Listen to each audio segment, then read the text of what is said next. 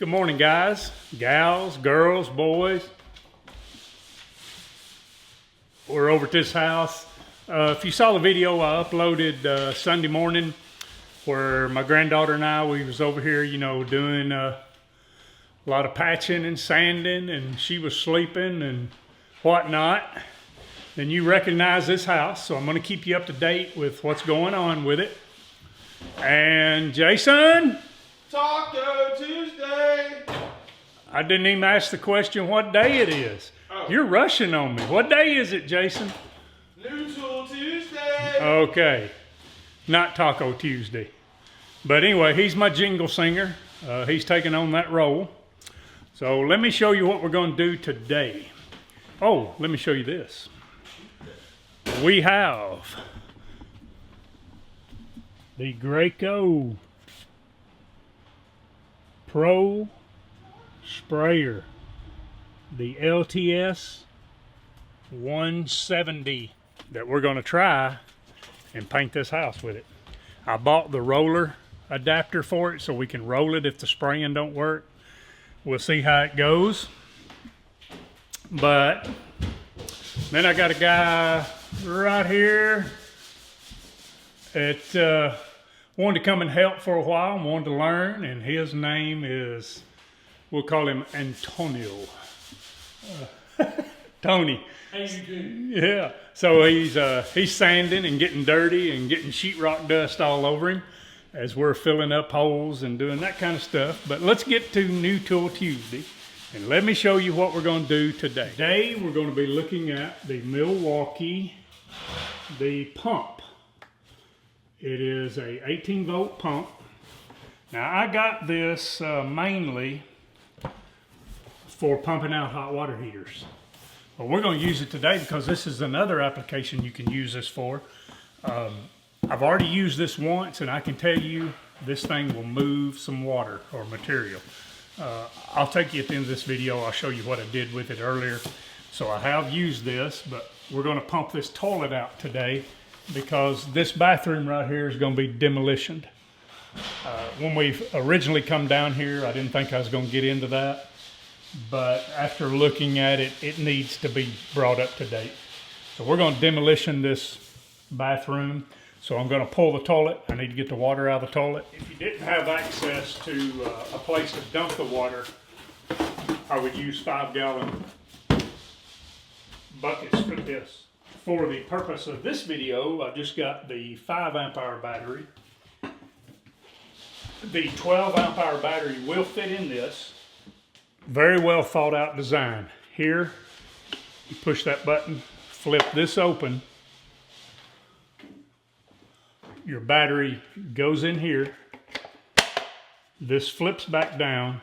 Now it does not have a waterproof seal, but it's got a lip right here that'll keep the water from going in.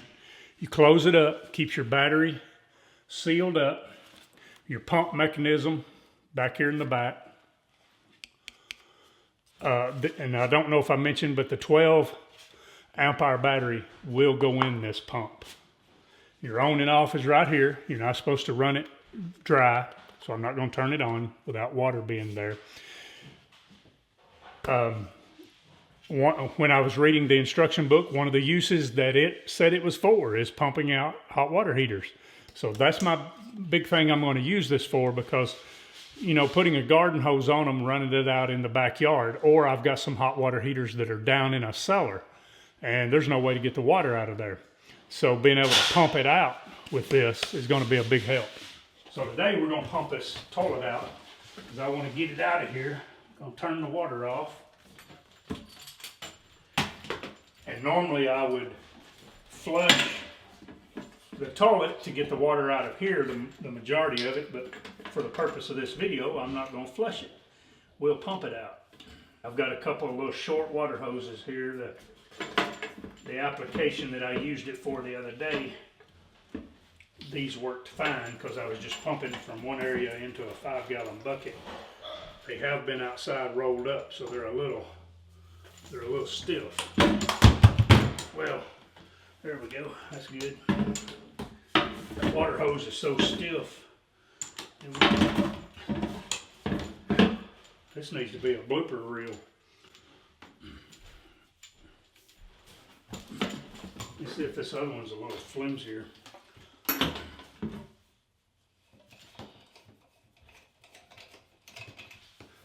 Also, let me mention right here, it's got a direction arrow that tells you which direction the water flow is in, so you know where it's coming out, which one's going in, which one's coming out. I'm gonna switch hoses because this little green one's not as stiff as that black one. That black one's really stiff, and this one may be just as bad. They've been on the trailer in the cold, and it's got them stiffened up. They've been rolled up in a 5-gallon bucket. All of this pump area back here, that's all metal. So that's built good and sturdy, all this. We're sticking the hose down like this. Now it will have some pressure when it comes out of there.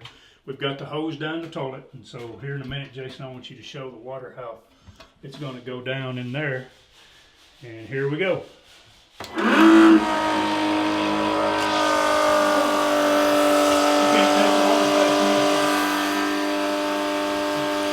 Look at this. There you go. Let's put it out. Man.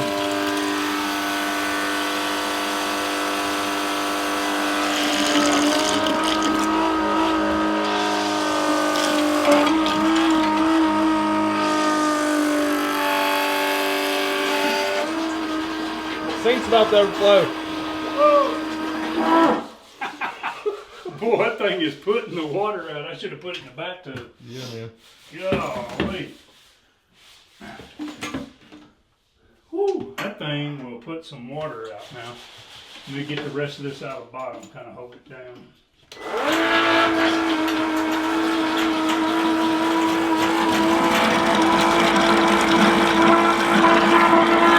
Thing's gonna suck the bottom of the toilet out.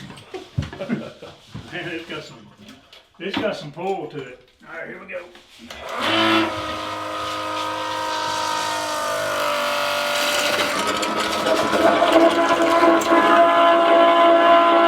Wow. Man, it'll do it to it, won't it? Yeah. What was that, about 5 seconds? I don't know, it wasn't long. Man. I mean, when I end this video, I'll pull the instruction book out and I'll tell you how many gallons a minute it says it'll move. Because I'm telling you now, it's moving some material. But I think this will come in very handy for us. Just applications like this, especially hot water heaters. That's where we really have our troubles, when we're changing out a hot water heater and getting the water out of it at a timely manner, because it takes hours to just drain one regular. What's the run time on a single battery? I don't know. I wonder if that would empty out like a flooded basement or something. I've not used it enough to. I believe we're gonna have to get the Milwaukee air snake. Yep. A hold of the sink. All right, we got this set up right here, and I'm gonna run my stopwatch. I got a 5-gallon bucket. We got the pump sitting right here, and it has a clear glass on it right here, so you can see the water moving through it. I didn't put a hose on this side so you can see the stream coming out. This has legs on it right here, so you can set that up that way. It's got legs on the bottom, so we're gonna do it like that. Stick the hose down like so, and hopefully this works out.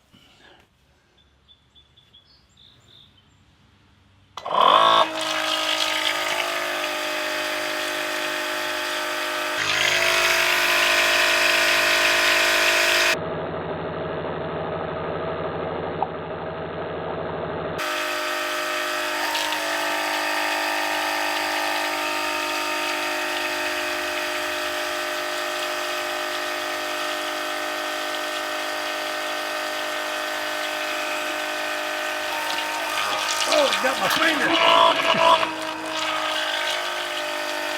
Thing sucked my finger up in it. I mean, it's got some suction to it.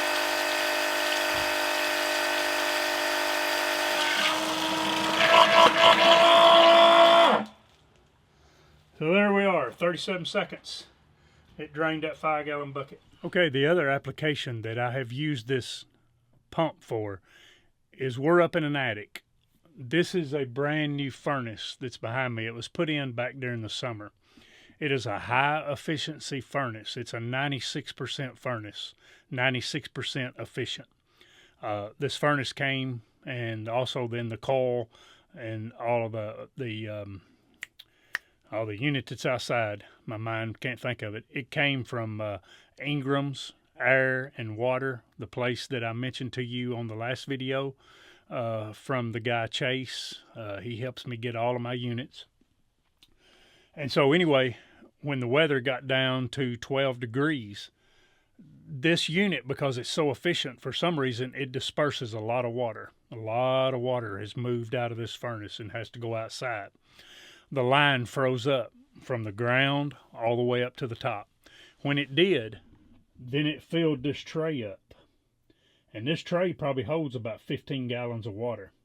Well, then it started running over and running down and started dripping in the room upstairs.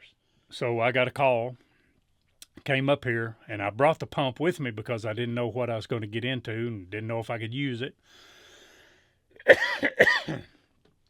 So I used the pump and pumped the water out of that into 5-gallon buckets. Now, we have since done this. It drains into that pump right there, and that pump pumps it out. And then the line is just barely stubbed through the wall, not sticking out very far. That way, if a little bit of the ice freezes in the end of it, that pump's got enough power behind it to push the ice out. And so hopefully we've eliminated that problem now. But I was really fortunate to have that pump to pump this out, because when I got here, she was trying to get the water out like this. Well, 15 gallons of water, that's going to take a while. Or whatever that holds. It holds a lot because it's deep and it's long. So I stuck the pump in it, and I mean just a matter of 15 seconds, that thing was empty. Water wasn't dripping anymore. We shut it off. I called my heat and air guy. He came up here, put the pump in, fixed it. We were good. Hadn't had any problems since. In the manual, it says that 140 degree temperature is the maximum you should move through this. So doing a hot water heater, you're going to need to shut it off, make sure it's been shut off for a while and the water's cooled down a little bit. It says maximum flow rate is 8 GPM. Okay, maximum height that it'll lift water. Check this out, guys. This is pretty impressive. 18 foot. And maximum head height is 75 foot. So this thing's pretty powerful. I was highly impressed with it. It has a lot of suction to it, a lot of pull to it. So I believe that's what's going to cause it to suck the water out of a hot water heater and, you know, really drain that thing quickly. Because if you fool with hot water heaters, you know it takes forever to get the water out of them. Well, guys, I thank you for watching my new Tool Tuesday. I'm getting some local people here around. They'll say, hey, watching your new Tool Tuesday. So it's kind of catching on. And I really appreciate you watching, guys. God bless all of you. Remember this, be nice and kind. We can change the world one at a time. Y'all have a blessed evening.